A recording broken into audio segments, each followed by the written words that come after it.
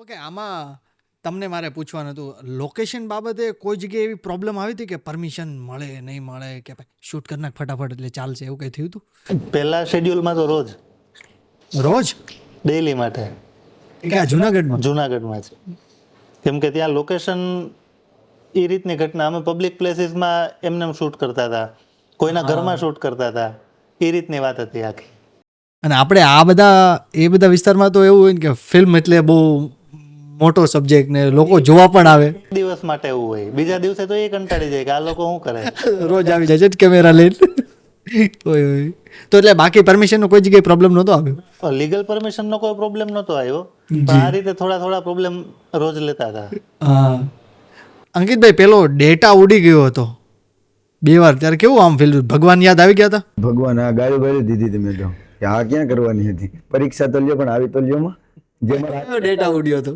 Main તો inter sequence હતી એનો ડેટા ઉડી ગયો હતો, અને ભગવાનને જે અમે બહાર લઈ જાય છે દ્વારકા ભાલકાની ફરવા, એ ડેટા ઉડી ગયો હતો.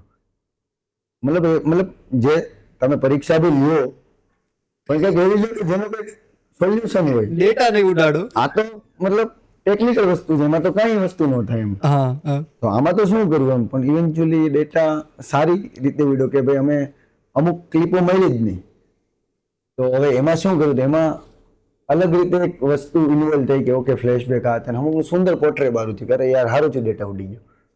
અમુક ક્લિપનો તેનાથી એક ટેલિંગ જ આખું ડિફરન્ટ આવ્યું ફિલ્મનું.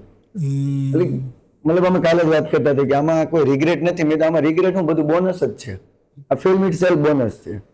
જીવનમાં ક્યારેક અમુક એવો મનનો એવો ડેટા ઉડવો જોઈએ? સરસ સવાલ.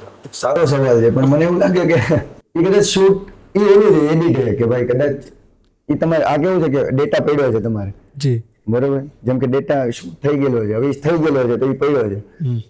હવે આ તો ટેકનિકલ વસ્તુ નથી, કંટ્રોલ શિફ્ટ ડિલીટ મારી દઈ જી, પણ ક્યાંક ને ક્યાંક એને યાદ ન કરો કે એ આવે નહીં, અને આવે તો એને એ રીતે જોઈને કાઢી નાખો કે હા ઓકે આવ્યો, જોઈ લીધું, નીકળી. મતલબ તમારી જે ફિલ્મ છે એ એડિટમાં એ ડેટા ના રાખો એમ. તમારે એને હું કેમ હવે અત્યારે બેઠા મસ્ત વાત કરી રહ્યા, હવે અચાનક મારી કોઈ એક્સ હોય કે મારું કંઈક ઓલું થયું ને યાદ આવે, અરે યાર પણ એ સીન હું કામ એડિટમાં મૂકવો છે, ડિલીટ કરો ને ભાઈ. હા, इसको निकालो ना, अभी अच्छी मोमेंट है तो आने पर फोकस करो. પણ એક હોય છે મગજની એસેટ હોય છે કે યાર આમ થોડુંક દુઃખ હોય તો મજા આવે. ઓલું કહે કે આ દુઃખી યાર રહેવા તને બ્રેકઅપ થયું હોય, એટલે હું મગજને કઈ કસરત જ નથી કરવાની કે ભાઈ મને તો દુઃખ હે ને, બે જણા પંપાળે ધ્યાન રાખજો. એસ્કેપ છે દુઃખ, એટલે બહુ એસ્કેપ છે. કોકને ગરીબ બની જાય ને કોકની પાસે, એટલે બહુ એસ્કેપ છે, આનું ધ્યાન રાખજો, ઓલાને કહો ભાઈ. એટલે એ બધા એડિટમાં કાઢી જ નાખવાનું જો આગળ વધવું હોય તો. બાકી નૈયા રહેવું તેની મજા આવે, મેં જીવેલી છે, હું બહુ નૈયા રહેતો 2 વર્ષ કાઢ્યા, હા મજા આવે. ત્યાં સૂકું રણ છે, પણ એ મજા આવે, એની મજા આવે તમને. સેડ સોંગ સાંભળવાની, મેં મારા ફોનમાંથી ડિલીટ જ મારી દીધા સેડ સોંગ સાંભળવાના જ. આખું ફોલ્ડર. એની મજા આવે, સેડ સોંગ સાંભળો ને તમે જોઈએ તમને મજા આવશે. કયું સોંગ સાંભળતા? હવે તો કેટલાય સોંગ, જેમ કે ઓલું કયું તમાશાનું આવ્યું હતું, અગર તુમ સાથ હો, ભાઈ નથી જરૂર હવે, અત્યારે જે છે એ સારા છે, એ બધું હોય ગયું એમ. એટલે એવું ઘણી બધી સાંભળીએ ક્યારેક, પણ અલગ રીતે એમ. અંકિતભાઈ ફ્લોર ઉપર આમ કેવા સિરિયસ કે ભાઈ હસી મજાકમાં સાથે જ આમ કામ કરતા હોય છે? થોડુંક આપણે એમનો અવાજ ખોલીએ. રાજ મિક્સમાં છે એમનું. આમ સોંગ ગાય ખરા ફ્લોર ઉપર? અરે એમ તો બહુ ચીલ, એવું કોઈ લોડ નહીં. આપણે એમની પાસે કોઈ પણ એક સોંગ જો આપણે ગવરાવવું હોય તો ગુજરાતી કે હિન્દી? ઇંગ્લિશ. પ્લીઝ સોંગ જ નથી. એક સોંગ તો હવે તમારે ગાવું જ પડે. અરે હવે લે પ્લીઝ, અમે એ જ અવાજને પ્રેમ કરીએ છીએ. એટલે અમારા ફિલ્મની જ એક લાઈન મને બહુ ગમે કે પારેવા ઉડે એ દિશે મનડા તારે ના જાવું, નથી ત્યાં એ માળો તારો, નથી સરનામું તારું. એટલે હું આને ડિકોડ કરી દો ફટોફટ કે પારેવા એટલે એક ચોક્કસ પ્રકારનું જૂથ કે જ્યાં બધાઈ જાય છે ને તારે નથી જવાનું, એ સરનામું જ નથી તારું. જ્યાં બધાઈ જઈને તારે નથી જવાનું, નથી એ તારો માળો, નથી તારું ઘર, નથી એ સરનામું તારું, એમ કે ત્યાં જવાનું નથી એમ.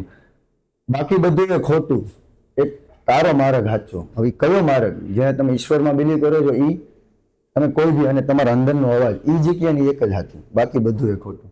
માયલો એમ. હા, તો ક્યાંક ને ક્યાંક આ લાઈન મને બહુ પર્સનલી આખા ફિલ્મમાં બહુ પર્સનલ છે મારી. આમ તમે આ સોંગ આ ફિલ્મની જો વાત કરું તો એમાં પણ મોર્નિંગમાં પ્રભાતિયામાં નારાયણ સ્વામીના છે ભજન, બરાબર. અને મેં છે ને પર્સનલી પણ આપણે જ્યારથી વાત થઈ ને એની પહેલાંથી જ જ્યારે તમારી સાથે પેલી સિરીઝ જ્યારે આવી હતી ત્યારનો હું તમને ફોલો કરું છું. તો મેં તમારી ક્યારેક ઇન્સ્ટા સ્ટોરી ઉપર પણ મેં એ બધા ભજન તમે મૂકતા જોયા છે. તો તમને અતિ પ્રિય છે? આ ઓલું છે કે વધુ પડતી સમજ તમને ભક્તિ બાજુ લઈ જાય. એટલે હું એમ નથી કે મને બહુ બધી સમજણ પડી ગઈ, પણ મને જેવું એમ સમજાણું ને ત્યારે, જેમ કે અજયભાઈ છે, અમે લોકો છીએ, જી જી 24 કલાક નારાયણ સ્વામી ચાલતા હોય. એમનો સન હમણાં એમને સન થયો છે, વાહ. બરોબર. તો એ નાનો મતલબ બહુ નાનું બાળક હતું ને ત્યારથી જ નારાયણ સ્વામીને સંભળાવ. હવે એ રડતો હોય ને તો નારાયણ સ્વામીનું ભજન ચાલુ કરે તો એ રડતો બંધ થઈ જાય. એ પછી ઓલા આપણે કર કરે ને આપણે માતાજીના, એ રડતો હતો બહુ. તો અજયભાઈ મસ્ત નારાયણ સ્વામીનું ભજન ચાલુ કરી દીધું. કેટલા લોકો બેઠા છે, મેં ભજન ચાલુ કરી દીધું, ચૂપ એમ કરે. એટલે એ કેટલી તાકાત છે એ વસ્તુમાં. અને એને આ બધી વસ્તુઓ હોય ને, અગેન હું એવું બિલીવ કરું છું પાછું કે આ તમે બધાનું સાંભળીએ કે નારાયણ સ્વામી બધાની વાત નથી, બોરિંગ થયા લાગે. એ જે શબ્દો અને એને ગમે ત્યારે તમે સાંભળી ન શકો, એ ક્યાંક પાપ દે, કારણ કે શબ્દો એ વાઇબ્રેશન છે. એ તમે ગમે ત્યારે તમે મજા આવે તે સાંભળી એવું ના હોય. તમે એને તમારે એને અટેન્શન આપવું પડે, તમારે એને વ્યવસ્થિત ધ્યાન આપવું પડે. નો ડાઉટ તમે કામ કરતો તે સાંભળો, પણ તમે હાવ એમને કોઈકને બતાવવા એ સોંગ ના સાંભળી શકો, કારણ કે વાઇબ્રેશન છે બધા. તો તમે પહેલેથી વિચારી લીધું કે હું આ સોંગ તો રાખીશ જ પ્રભાતિયામાં? ના, મેં નહોતું વિચાર્યું. મેં ટુ બી ઓનેસ્ટ, પણ અમે સતત હાલની તકે તમારે ને હું કોઈ મારે એવું થતું કે તમારું ગીત વગર, મેં તો ભાઈ મારા રહેવા લાગે તમને આ બધું, પણ અંદર બધું હોય ને અલગ પ્રકારનું વાગશે. મારામાં ભજન જ હોય જાજા, એમાં સંતવાણી વધારે હોય. મેં ભાઈ હું ને ખોટું તમને એમ થાય કે આ બધું બંધ કરે, અને મને થોડુંક ડિસરિસ્પેક્ટ લાગશે કે ભાઈ નારાયણ સ્વામી છે, તમે એને નથી ઓળખતા એમ. તો નારાયણ સ્વામીના ભજનની વાત કરું તો એક લેગેસી છે. અને અમે જ્યારે એડિટ કરતા હતા ત્યારે મને તો શું પૂછો છો મુદીને, હું શું કરું છું, મને જ્યાં ગમે ત્યાં હરું છું. હા હા. તો મને એનું ભૂલાઈ ગયું નામ. એ બહુ સરસ નામ હતું એમનું, જેમણે આ લખેલું છે. હવે એમનો કિસ્સો બહુ સરસ છે કે બહુ જૂનવાણી વાત છે. ટૂંકમાં કહું કે જ્યારે રાજાના મહેલમાં ગયા ત્યારે કીધું તમે ગાઓ, તો કે ભાઈ હું એમ ન ગાઉં, હું ફકીર છું, હું એવી રીતે આ બધી વસ્તુઓ ના ગાઉં એમ. અને ત્યાંથી નીકળ્યા અને એને ગાયું કે શું પૂછો છો મુદીને, હું શું કરું છું, મને જ્યાં ગમે ત્યાં હરું છું, નથી બીક કોઈ મને આ જગતમાં, બસ હું મારા એક નાથથી ડરું છું, મને જ્યાં ગમે ત્યાં હું હરું છું. તો ક્યાંક ને ક્યાંક લાલાની એક વાત એવી હતી. અને જુનાગઢમાં તમે જાઓ ને, એન્ટર કરો ને, તો નારાયણ સ્વામી તમને સવારમાં સંભળાય. તમે જુનાગઢમાં તમે અહીંયા જાઓ તો એ જ ભજન વાગતું, તમને એમ જાઓ ને બીજી કોઈ ટપરી, તમને આ તો અહીંયા વાગતું હતું, અચ્છા અહીંયા વાગે. બીજી જગ્યાએ જાઓ તો બીજું વાગતું હોય, એની પાછળ બીજી જગ્યાએ જાઓ આ તો અહીંયા વાગતું. એટલે ક્યાંક ને ક્યાંક છે ને સૌરાષ્ટ્રની મારા ખ્યાલ પ્રમાણે સંતવાણી નારાયણ સ્વામીથી થતી, મોર્નિંગ નારાયણ સ્વામી.